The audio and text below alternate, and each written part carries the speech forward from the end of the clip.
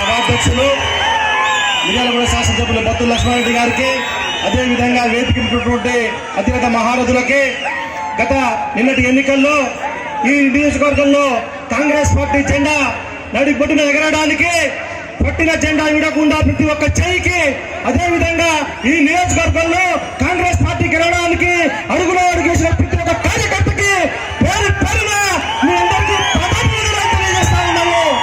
మీరు నిన్నటి ఎన్నికల్లో ఇచ్చినటువంటి గెలుపు ఏదో మామూలు గెలుపు కాదు, ఒక బత్తుల లక్ష్మారెడ్డి గారి గెలవలేదు. ఈ నియోజకవర్గంలో ఉన్నటువంటి ప్రతి ఒక్క కార్యకర్త గెలుపు, ఈ నియోజక ప్రజల యొక్క గెలుపు.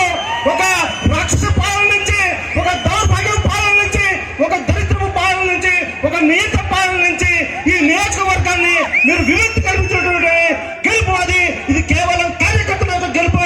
మరి ఇటువంటి కార్యకర్తలే ఏ పార్టీకైనా ఏ సంస్థకైనా పునాది.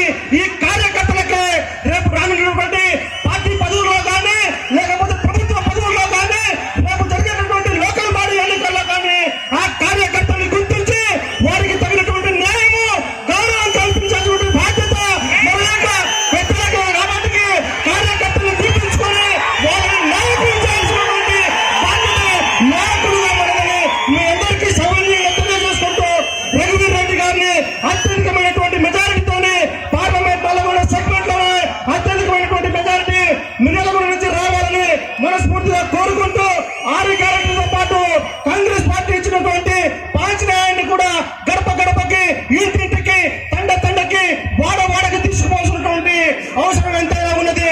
మరి మొన్నటికి మొన్న ఇదే 10 రోజుల నుంచి సడాద్దీన్ పీఠ్ మాజీ మంత్రి అనేక అవాకులు చవాకులు పేరుతుండు. ఆ సడాద్దీన్ పీఠ్ మంత్రి గురించి చేపేటి ఉత్తమ్ కుమార్ రెడ్డి గారు, కోమటిరెడ్డి గారు ఆ సడాద్దీన్ పీఠ్ మాజీ మంత్రి గురించి మాట్లాడతారు. 2 రోజుల క్రితం ఇదే మిర్యాలగూడలో అదే సడాద్దీన్ పీఠ్ జగదీశ్వర్ రెడ్డి వచ్చిండు. ఆయన పక్కన ఒక బ్రోకర్ కూర్చుండు. ఎవరా బ్రోకర్?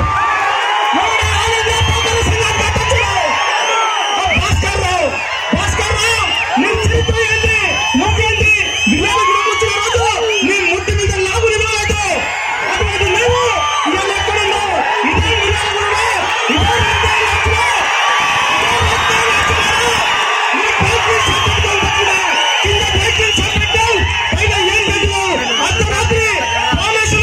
రైడ్ చేస్తే అదే రక్తం దూకి నువ్వు అదే చెట్టు మీద పోలీసులు నేను ముట్టు మీద అంటే అదే చెట్టు మీద శాఖాపురం పోయి తెల్లారి మెడికల్ షాప్ పెట్టుకున్నటువంటి చరిత్ర నీది. అటువంటిది నీ కండ కావడం ఎక్కడి నుంచి వచ్చింది? వేల కోట్ల రూపాయలు చూసుకున్నా ఈ 10 సంవత్సరాల్లో నువ్వు చేసేటువంటి అవినీతి, నువ్వు సంపాదించిన అక్రమ ఆస్తి, ఇసుక మాఫియా నీదే, టంకర్ మాఫియా నీదే, లిక్కర్ మాఫియా నీదే, గుట్కా మాఫియా నీదే, ప్రతి ఒక్క రోడ్డు కాంట్రాక్టుల్లో యాదాద్రి థర్మల్ ప్లాంట్ లో వేల కోట్ల అవినీతి నీదే. రేపు రానున్నటువంటి రోజుల్లో అతని అవినీతిని బట్టబయలు చేసి అతను తిన్న ప్రతి ఒక్క రూపాయి ఈ నియోజకవర్గ ప్రజలకి ఖర్చు చేయాల్సినటువంటి అవసరం ఉన్నదా లేదా? అదేవిధంగా మరి మన తుక్కుగూడ సభలో రేవంత్ రెడ్డి గారు చెప్పారు, అవినీతి చేసినటువంటి కేసీఆర్ కుటుంబానికి డబుల్ బెడ్రూమ్ ఇల్లు కట్టిస్తాన్నారు. మరి ఇటువంటి భాస్కర్ రావు లాంటి లుచ్చాలకి, ఆయనతో పాటు చెంచాలకి సింగిల్ బెడ్రూమ్ చాలు సార్ అని కొడుకులకి డబుల్ బెడ్రూమ్ అవసరం లేదు. సింగిల్ బెడ్రూమ్ అదే చిన్నపల్లిలో కట్టించాల్సినటువంటి బాధ్యత కూడా ఉన్నది.